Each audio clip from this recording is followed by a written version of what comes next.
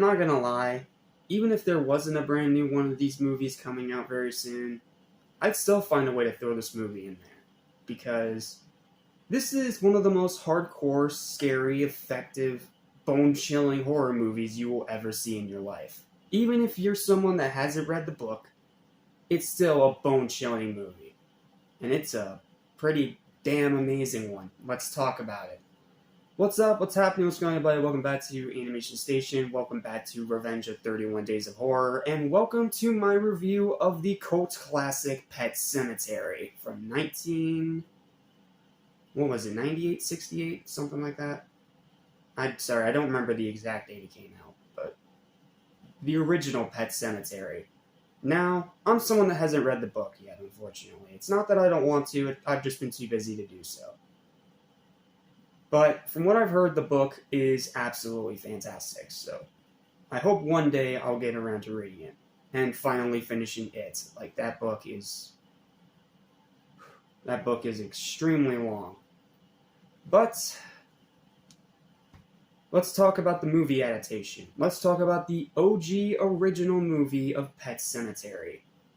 And yes, we're going to be covering all of them within the next few days. We have this one, we have the, here's my one curse per video, batshit insane movie that is Pet Semetary 2 tomorrow. Then we have the Pet Semetary 2019 remake, which I didn't watch. I watched Shazam over that, so I'm going to see if that was a good choice or not. And then we're going to finish off with the new one on October 6th when it drops on Paramount Plus, known as Pet Semetary Bloodlines. I have no idea what to expect out of it. I'm just hoping it's okay. As long as it's decent, I'll be happy.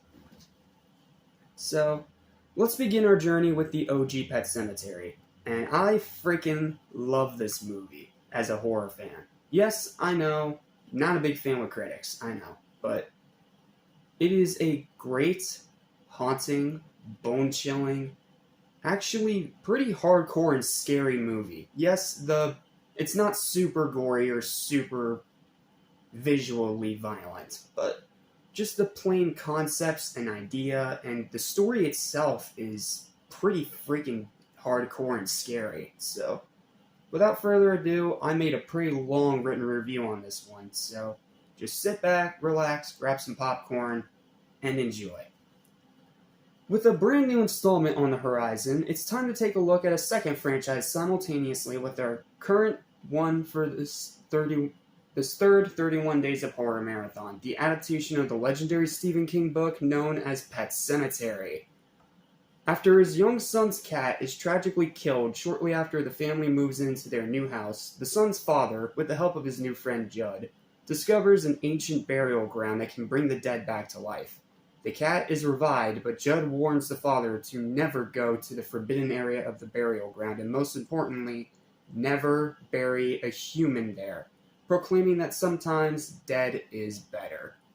However, when the young son himself is tragically killed by a semi-truck on accident, the grieving father breaks the rules, and as a result, all hell starts to break loose. Pet Semetary is the textbook definition of a cult classic, having been absolutely ripped apart by critics, but absolutely adored by horror fans almost as much as the It miniseries was. Heck, for some, it's their all-time favorite horror movie, and has even resurged in popularity thanks to the Ice Nine Kills track Funeral Derangements on their album Silver Scream 2, and even given a full music video to promote the album. Heck, Spencer Charnas went so far as to do a haunting impression of Gage's voice for the bridge of the song, and even got Gage's original actor to play the truck driver in the music video, and continued the Silver Scream storyline. So, what do I personally think of this movie? Well, having not read the book yet, I can't really comment on its actual accuracy to the source material or how good it is as an adaptation of said source material. However, as a straightforward horror movie, I definitely fall into the side of the fans on this one because I love this movie. The acting is great, especially Herman Munster himself, the late great Fred Gwynne as Judd, who's a complete delight throughout. The horror itself is very effective and actively bone-chilling. The kills, while not at all that gory, are still pretty brutal. Like, the razor across the mouth, that And the fact it's being done by a little kid, like that is some scary stuff, man. The effects are excellent, especially towards the end. The scares are great. The humor is pretty good and gives a small bit of levity to the overwhelming, depressing darkness of the overall story. The set design's pretty good, especially the cemetery itself, which is just an awesome design. The pacing, while slow, is consistent. The dialogue is pretty good, some lines being incredibly haunting. Like, there are some lines in here that are going to haunt your nightmares after you finish watching it. It is that bone-chilling. The runtime is solid. It's not great, and it does feel a little too long, but it works for what it is, and it's pretty freaking good. The twists are pretty good. The ending is... Here's my one... Well, okay, 2 swears per video, okay? Let me break my rules this one time. This one time, let me break the rules, okay?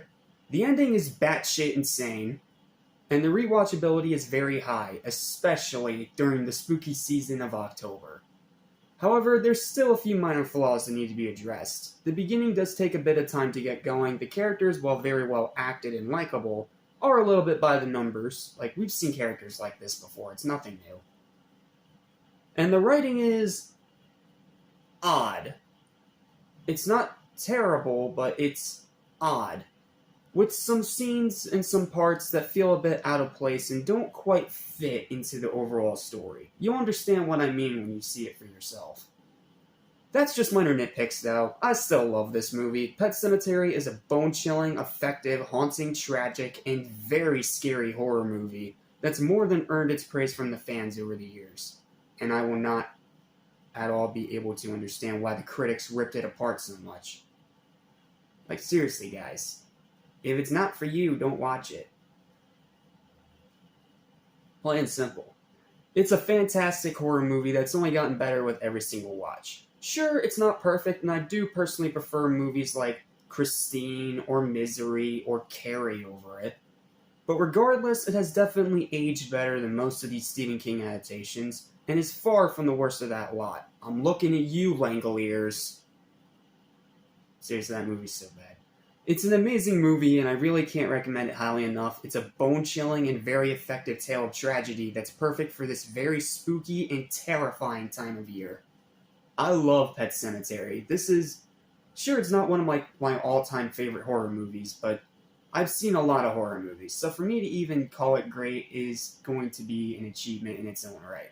Pet Sematary is a dark, haunting, and very effectively scary horror film that is going to be perfect for this spooky Halloween season. If you, for some reason, have not watched this movie yet, go watch it right now. I cannot recommend it highly enough.